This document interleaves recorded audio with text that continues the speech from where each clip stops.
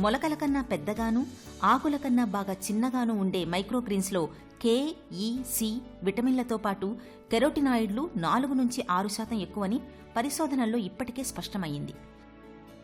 Cabbage, తోటకూర, ముల్లంగి వంటి మైక్రోగ్రీన్స్లో ఆయా ఆకుల్లో కన్నా ఎక్కువ పోషకాలు లభిస్తాయట. ఉదాహరణకు క్యాబేజీలో కన్నా మైక్రో క్యాబేజీ ఆకుల్లో విటమిన్ ఇ 4 రెట్లు, సి విటమిన్ 6 రెట్లు ఎక్కువ.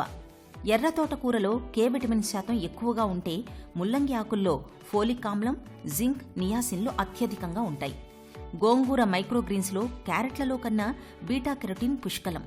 అలాగే కొత్తిమీర కన్నా లేలేత కొత్తిమీరలో ల్యూటెన్, బీటా కెరటిన్లు 3 రెట్లు అధికం.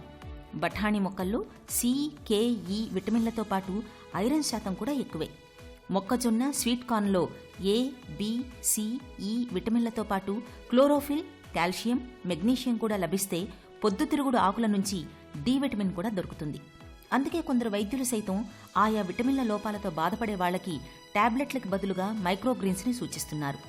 మొత్తంగా శరీరానికి అవసరమైన పోషకాలు, యాంటీ ఆక్సిడెంట్లు, విటమిన్లు, ఖనిజాలు ఇలా అన్ని రకాల పోషకాలు మైక్రోగ్రీన్స్లో దొరుకుతాయి.